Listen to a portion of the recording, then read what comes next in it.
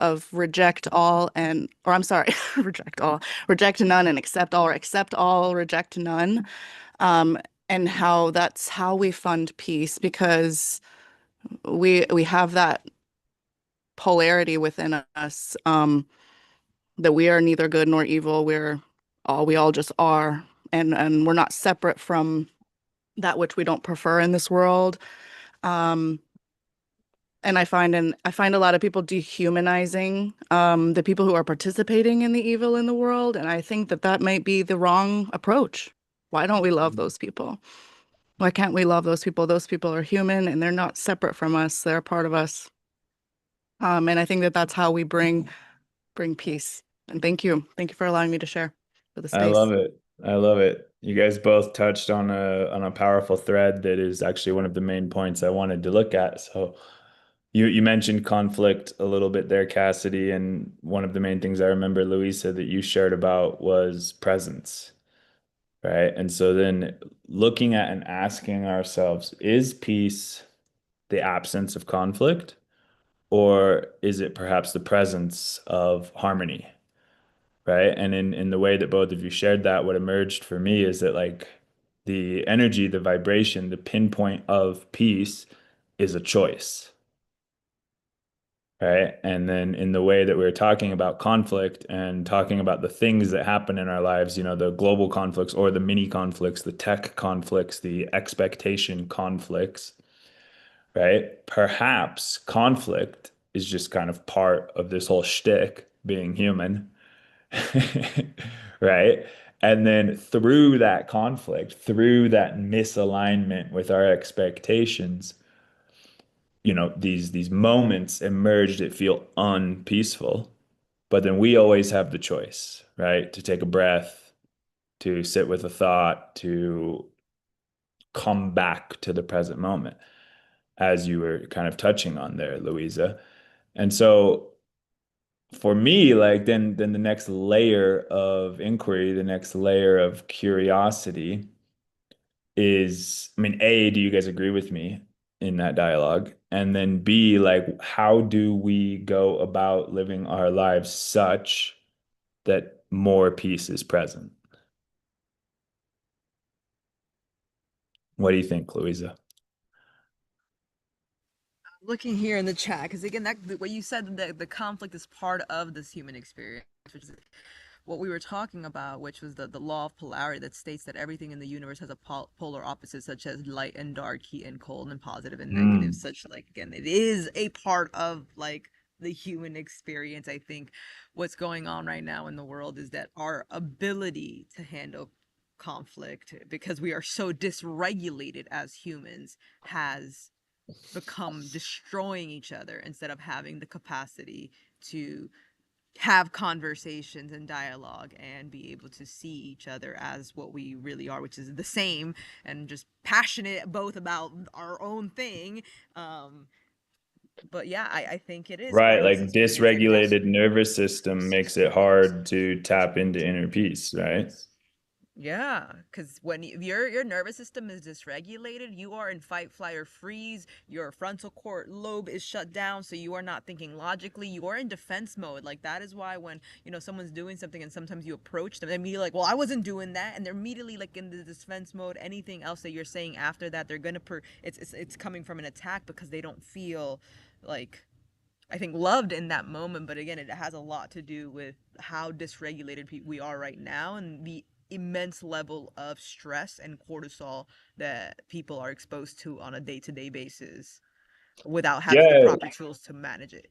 you also highlighted something for me that is also really good to look at in the aspect of the question I asked, and like how do we cultivate more peace in our lives? Like push versus pull energy, right? Because you were talking about like the other having an adverse reaction to, you know, whatever the moment is. But then the question we also get to ask ourselves if we're like embodying the position of conscious awareness in the moment is like how did we present the energy? Right? Because if I come and I'm just like gonna go push you, the very first thing you're gonna do subconsciously without even thinking about it is resist, right? You're gonna push back, right? But if I come and I'm like guiding and calm and with my own regulated nervous system, and instead of pushing you that way, I'm just like, hey, let's go this way, right? You're much more likely to not resist that. So then there's the regulated nervous system of the situation, of the collective, of the other. But then there's also the deeper question of like, well, how actually regulated is my nervous system? How am I entering this moment? How am I presenting my energy, right? Is it push or is it pull? And I don't know what emerges for me in that's like fun to look at is like peace is perhaps the byproduct of pull energy. There's a beautiful quote that we talk about in one of the spaces that I'm in, but it's like we're always mentioning, like, we use the four agreements, so like, we're not calling each other out, we're calling each other in. Mm. And that's what came up for me when that pull Right. energy 100%. And then in order to do that effectively in the highest potential of that unfolding, one has to be in already, right? Like if I'm going to call you in from my highest vibrational potential of doing so, but I'm not like already in myself, right? Then there's a misalignment there too. I love that. Cassidy, where's your mind at? So I had to step away for a minute and check the dog out, so I missed some of this. But I am trying to like catch up. Cool, cool. No, I asked a question, I don't know, 5 minutes, 10 minutes ago of like, how do we cultivate, like what are the types of things we can explore in the cultivation of more peace in our lives? And then where that kind of like went was like, we started talking about like other people and the way that they react to moments and it not being peaceful. And then I touched on like, well, okay, but also, are we embodying a regulated nervous system position? Are we embodying a position of peace such that we're inviting peace versus like pushing and demanding it? And so then like in, the beautiful way that this always happens, it always comes back to self. Always comes back to self every single time. Yes. Because I also kind of follow this way of being where I like to keep my side of the street clean.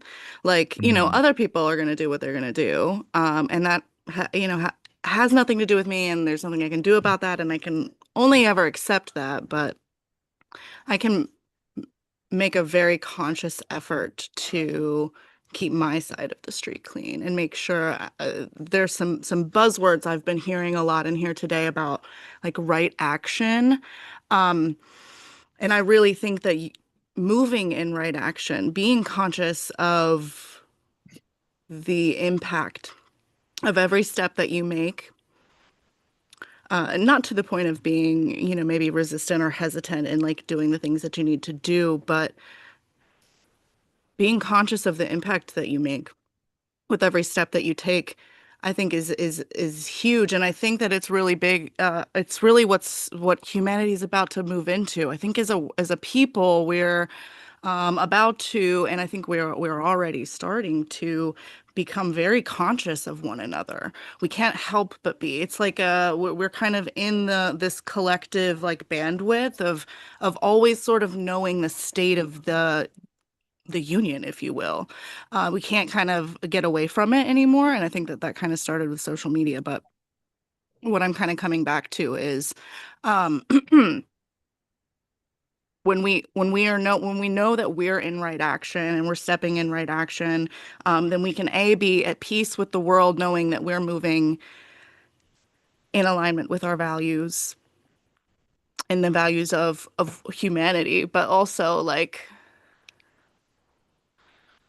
we're cleaning up the world, and that ripples out and people are affected by that, and people pick up on stuff like that. I think that's huge for me, and I think again keep coming back to that accept all, reject none thing where my daughter wants to say hi. I can't see you yet. Come back. Hi.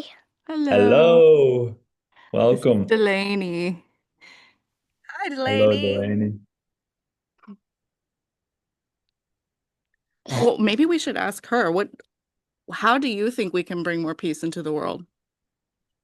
What steps can we take to bring more peace into the world? Well, you gotta use your words. Or you don't have to. You don't have to. About her. Well, what about what about her? She's pointing at you, Luisa. Her name's like, Her name is Luisa. and I forgot his name. Oh, what is your name again? I think I heard it. It was Yono? Yes. Okay. Spelled with a J, pronounced with a Y. About you. Okay, she just wants to talk to everybody. Okay, can I talk for a second? It's so Bye. hard. She's like, It's no, like I the guess key so to peace is hard. remember your telepathic powers. right.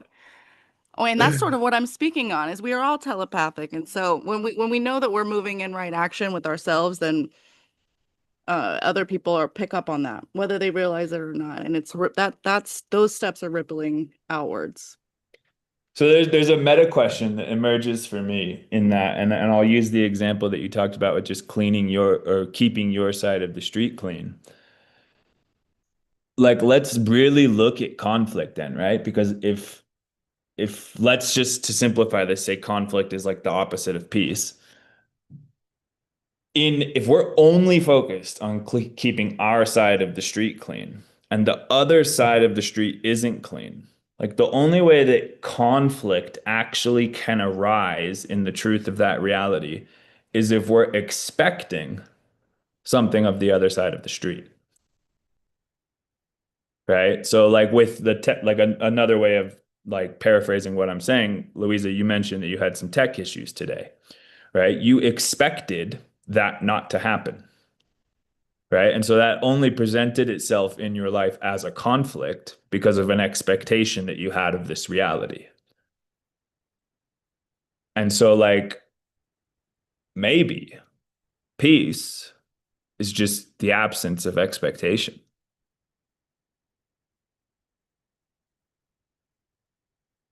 Wow, wow, wow. That's so relevant right now for me too. That's a bit this the past like 6 months, that seems to be a lesson. I don't know that I was connecting. I was kind of saying that like all suffering was a result of expectations.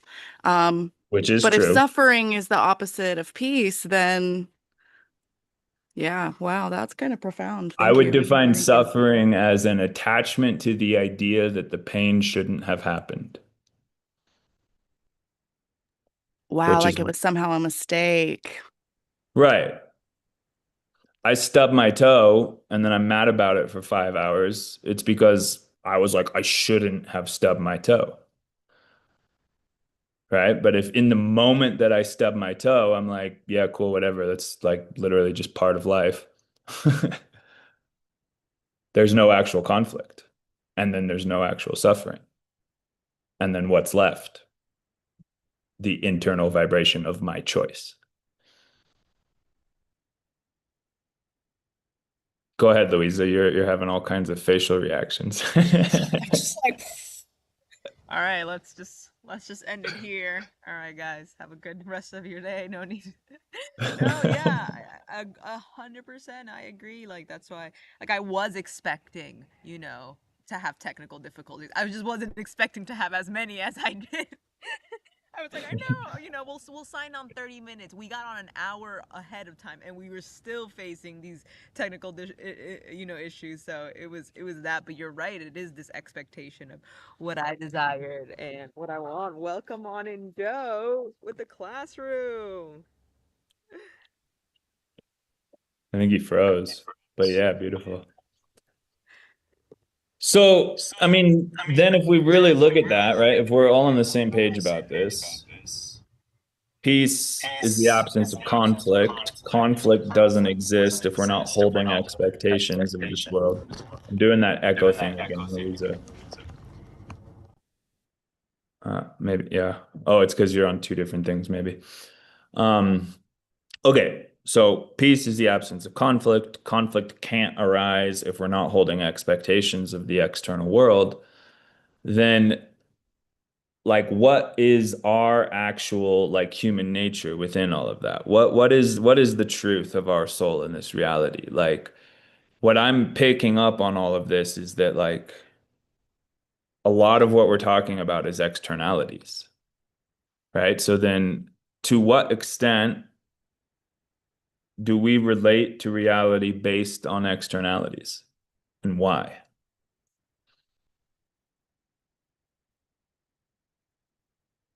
That's the programming, the conditioning of we have something happen externally and or we do something and something external happens or kind of that stimuli condition that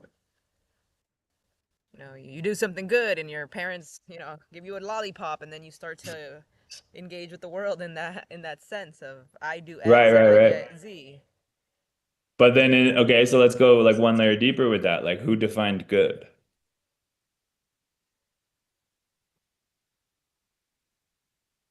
Some human one day. Just Well, in that context, it was your parents, right? But they probably yeah. didn't explicitly define it. They inadvertently embodied a behavior pattern that conditioned your young mind to be like, oh, that gets me candy and that doesn't. Therefore, this is good and this is bad.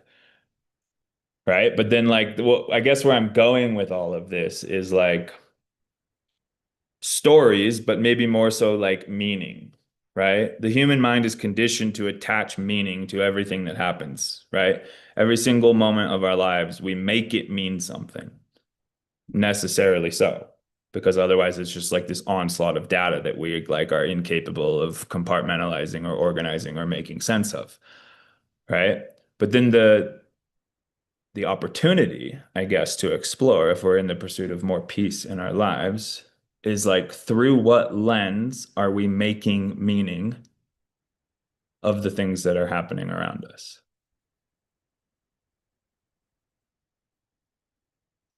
Which again circles us back to the self, right? So like maybe if I were to pose a more direct question in that is like when we feel like moments are not peaceful, it means that we've attached some kind of meaning to that moment that creates that narrative or story as true in our mind. So then like why did we do that? Think of a moment maybe that you felt wasn't peaceful. Like why did you attach meaning to it in the way that you did?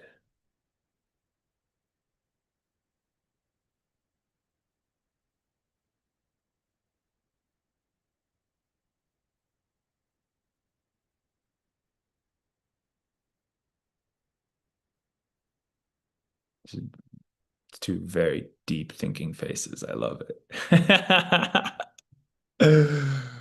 Well, I mean, Cassidy, think of a moment where you felt like it wasn't peaceful, right? What happened inside your mind that like made that true? Yeah, no. So I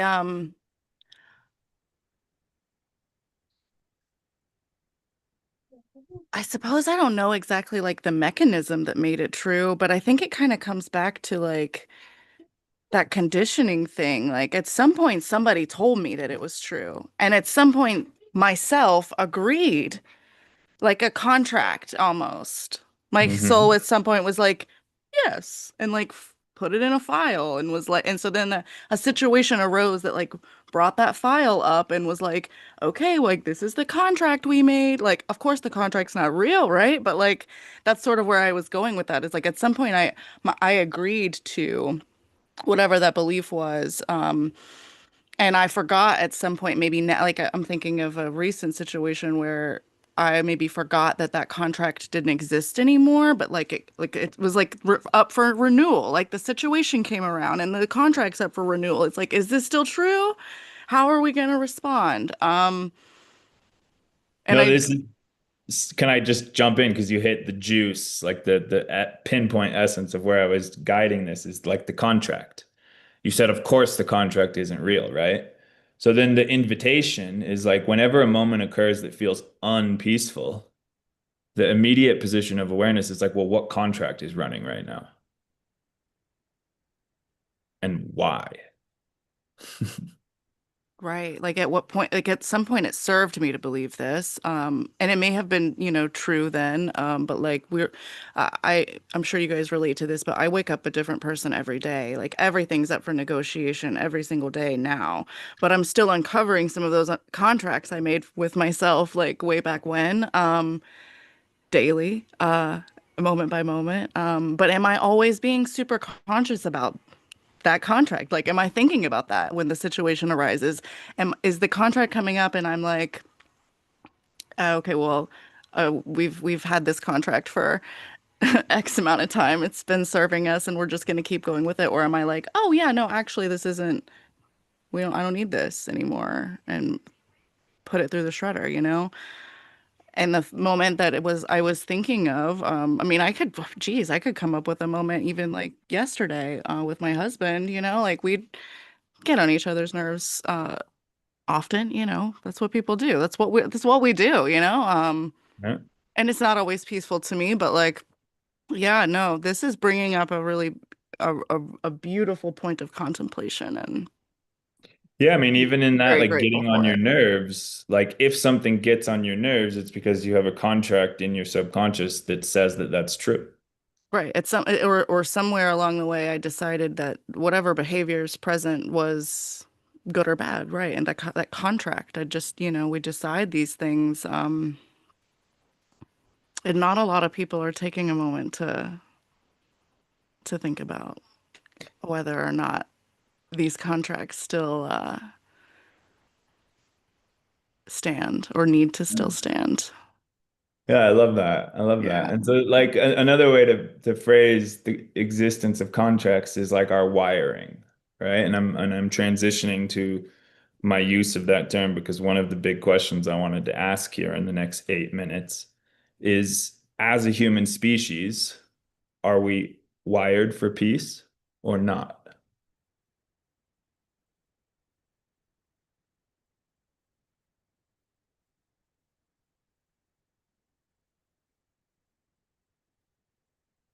Go for it, Louisa. Because what I feel I coming think, up. yeah. Oh, I'm sorry. No, I was gonna say it's hard for me to decipher right now, like what I want to be true, and then the truth of the human essence. Because I want us to be wired for truth. I believe that, we are capable of all feeling peace and love for each other.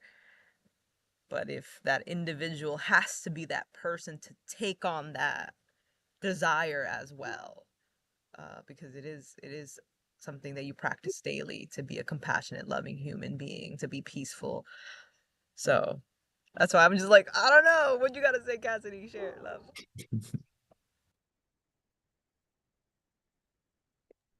Okay, I won't lie. Like I'm really this is really blowing my mind a little bit because I have like two answers.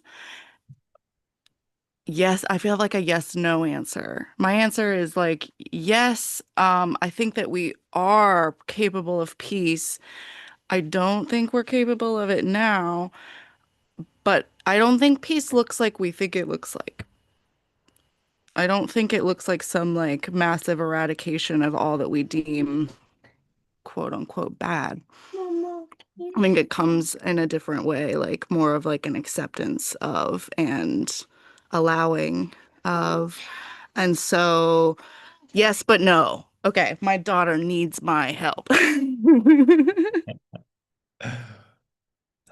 Well, I love where both of you are going with this, and I would anticipate that yes and no and some kind of confusion in between is likely like where the energy of such a question would land. My philosophical worldview is that we're not necessarily wired for peace. We're also not necessarily wired for conflict. We're not wired for good or bad. But what is unique in the human consciousness is the capacity for choice, right? And so are we wired for peace? Probably not. Like if you look at the entire animal kingdom, like a lion doesn't give a shit about a gazelle, it's hungry. Like, and now the gazelle is dead, and that's just the way of things. Like we can say that's not peaceful, but it's also the only way that the animal kingdom survives and sustains itself, right? And this planet continues to operate across its entire ecosystemic structure. But what makes humanity unique is that before we kill the gazelle, we also have the conscious capacity to pause and ask ourselves, well, do I actually want to do that? Right? And so we have the capacity for choice. And in heightened awareness, in a greater degree of cultivating our own consciousness, we approach a position in every moment where we can get in front of our actions by taking a moment to reflect on the choice and the implications of that action before we take it. Right? And so, are we wired for peace? I would say no. But are we wired for the ability to choose? Absolutely. And then in that choice, are we capable of choosing not to engage in conflict, to return to a position of inner presence, to not spend our time and energy attempting to control things that we don't actually have any control over, the other side of the street, for example, and embrace and allow a position of full acceptance, accept all, resist nothing, right? And in so doing, embody a personal position of what we might call peace.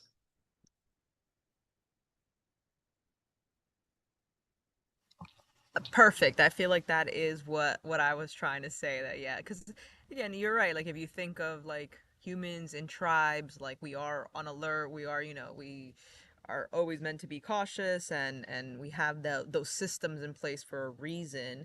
Um, but yes, we have the capacity for choice, and the more regulated we are as humans, the more that gap between reaction and response, like we have, sometimes you starts off with like just a 1 second, and but now the more you practice meditation and journaling and all of these other things we've been talking about today, that widens a little bit, so then you have more time to respond through your values, through what you really want, versus reacting to that initial trigger or pattern or contract that was there. 100%. Yeah, like I always like to say that there is a space between thought and action. Live there.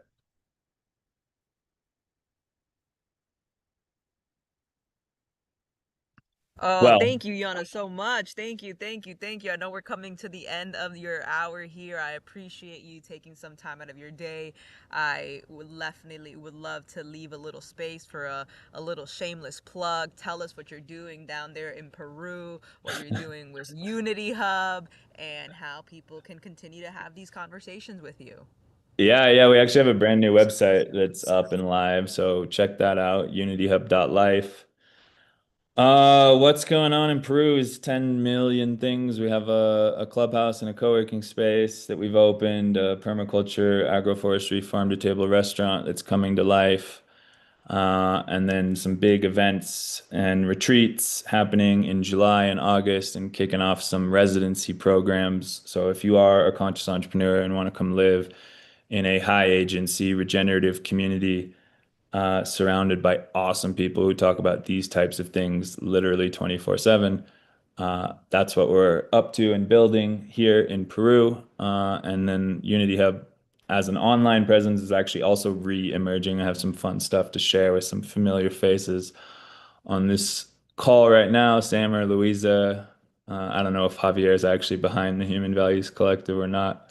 But we have some really exciting stuff developing with a mobile app to host these types of conversations and many, many other things that's coming to life here through Q2 and into Q3. So we're also on Instagram at unityhub.life if you want to follow us and stay up to date with everything that's happening. So thank you, Luisa.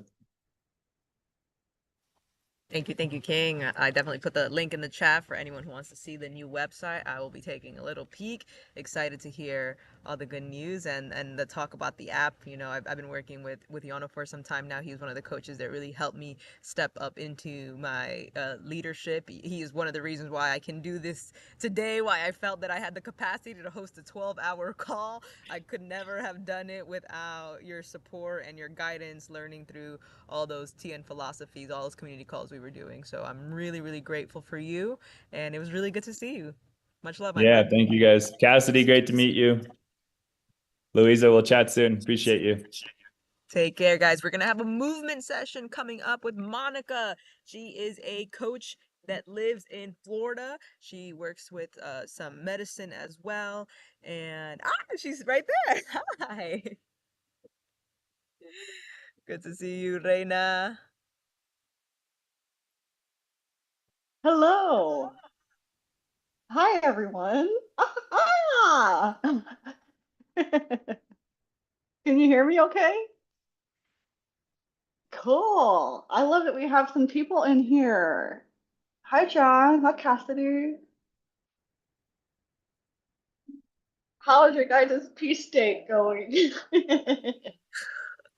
I'm like, it's only 2 p.m. You know, sometimes throughout the day I've questioned why I do the things I do and um why I just, you know, had this deep desire. Welcome back, David. Why I have this deep desire for hosting these things, you know, and this morning we had some technical issues, you know, like you would have when you're working with Zoom. But besides that, I think it's been really, really beautiful. We've had live music coming on. We just had Yano, who also is from Peru. We were having a conversation, a philosophical conversation about peace and if we as humans are really wired for peace. So it's been really fun. Again, just letting go, practicing peace myself, peace of what it is. Really proud of, you know, the facilitators that I've gathered here, of the space, of the people who have showed up. I could not have imagined this, you know, to be even better. So I'm super, super pumped. Awesome. I'm grabbing my drink. Okay, you guys. Well, I guess you're mine for an hour. Thank you so much for having me. My name is Monica Lebsock, and I am the founder of Heart Space Revolution. And it is my mission and my purpose to help inspire and empower the masses to become sovereign, to become empowered in their gifts, and to create more freedom. And this is such a fun concept, to be in bed for peace and so necessary. Luisa's like, I wonder why, you know, I don't know why I do the things I do. It's because it's a divine assignment. And we need this kind of support and we need these spaces. And so I'm so excited. And I have been thinking, I'll turn my phone off here, meditating on what to bring into this space. And this is such fun timing because we're coming into spring. Happy equinox, happy spring. And we're all feeling the shift. It's an identity shift, it's a physical shift, it's a cellular shift. And with that, we get to do a little spring cleaning and acknowledge the versions of ourselves that got us to where we are now, and maybe, you know, look back on our timeline and see what parts of me, what characteristics and qualities have gotten me to where I am now. You know, whether it's in your relationships, your health, your career, your business, your impact, and take stock, thank all of these parts, even and acknowledge, you know, what's not moving forward with us into this new identity. And that's what I wanted to bring in today. I want to bring in a little bit of a timeline cleanse, and I'm going to guide you through a practice that you get to indulge in. It can be pleasurable, it's going to be fun. We're going to do a presence practice with ourselves. And maybe you've never done somatic movement. Maybe you're only used to structured guided movement where you're doing a specific yoga class or dance class. So that's sort of like my niche is somatic medicine and somatic therapy. I'm a big advocate and fan of getting into the body, anchoring into what it means to be human. We got so many brilliant star seed minds here and spirits here, and we're still learning how to descend into the body and navigate being human on the earth at this time. So, I share that because I'm very passionate about creating a space, and we're going to do this today, where we anchor into our new identity, anchor into the body, cultivate a deeper sense of safety and protection so that our feminine creative side can flourish and grow and explore and expand. So whatever the energy is that you want to be in for the rest of this year, you want to feel empowered, you want to feel grounded in your body, you want to step up into your leadership a little bit more. Maybe there's something that you are finally ready to create. There's a calling on your heart. And we're going to fill the gap. Whatever is in between you to do, being, and having these things, we're going to minimize that gap today, just with a decision, just with a little bit of a decision. And this is our most sacred, most potent manifesting ability, is to decide, because you have this the God-given power to decide. So we're going to decide the energy for the rest of the year, who we must become, and embrace him and her, that highest self, fully, so that you are not separate from your higher self. You're not separate from your inner guidance, your intuition, and all that you need to be successful in love and at ease in this life. Woo! So we're going to get into some moving here, but I want to bring up something that's been present for myself and for my community. And I think it's just a collective thing right now too. I want to be surprised, is like sort of like this lingering fear, this feeling that like the world is ending. Because it is. Because it is. And even myself, like before I got with some of my coaches today, and they started saying some of these things and calling them out. And I laughed because yesterday I went to Walmart with my partner. I'm like, we need to stock up. We need water. We need canned goods. We need ammo. I got a gun, but I have no ammo. So, so it's just funny because like the truth is that things are rapidly changing right now, and we are entering into the unknown, and we are being asked to look, like, get honest about like how are we resourcing ourselves spiritually, physically, what are we depending on and relying on to live comfortably, because a lot of this shit is an illusion, and it might come crumbling or shifting or changing, and then you have to reground and stabilize and reorient. So this is a huge window of opportunity for us to gracefully let go of things as we know it, and old comforts and attachments and structures, and allow ourselves to expand into the unknown, into this new version of ourselves. So that's what we're here to support each other with, is this hero's journey of going into the unknown and fully reclaiming our gifts and stepping into a true leadership position. So this movements class, I'm going to bring in a couple of techniques and methodologies that I already use in a lot of my work. And the purpose is to help you really quiet the mind and drop into the wisdom of your body and connect with what is here, what is true, what you desire, what wants to move, and hold that space for yourself. A lot of us are leaders, we're facilitators, we're guides in some form or another.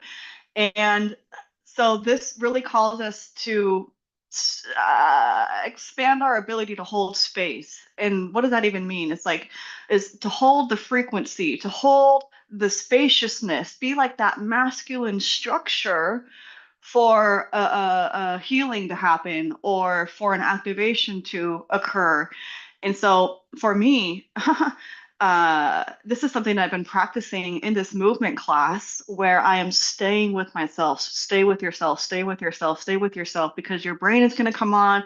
You're going to want to go do the next thing. You're going to want to pick up your phone, and maybe you need to. Like, that's fine. There's no judgment here. So in this movement class, as we're going to start moving and breathing, I invite you to let go of all judgments, of giving anything that presents meaning. If there is some discomfort that arises in your body that you notice, or some challenging emotions that arise, we don't have to give it meaning. We can recognize what wants to be acknowledged and allow it to be, and maybe even shift our relationship to it, if that makes sense.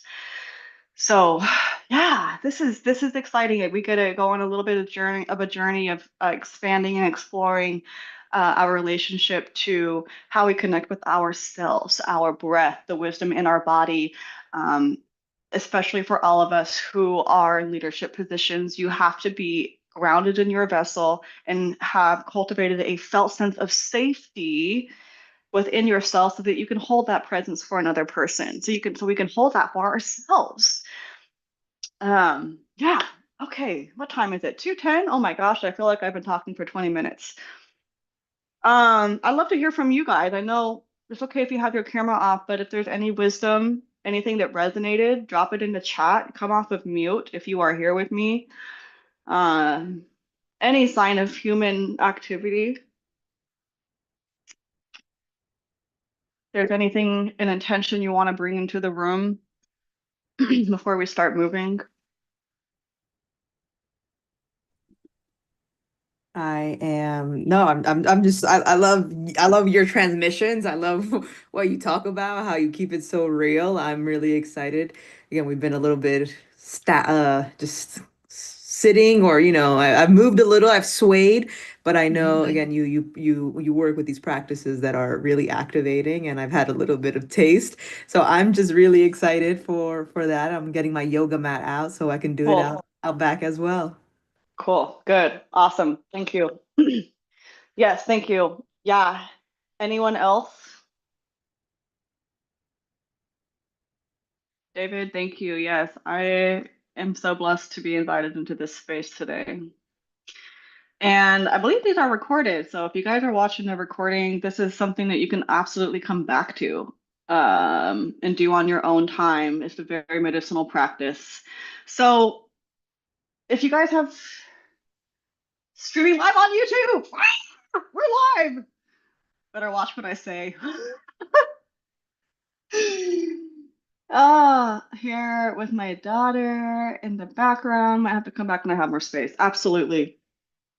That is a wonderful promise that you can, a commitment that you can make to yourself, is setting aside this time, this hour for yourself so you can just really be with what is present for you.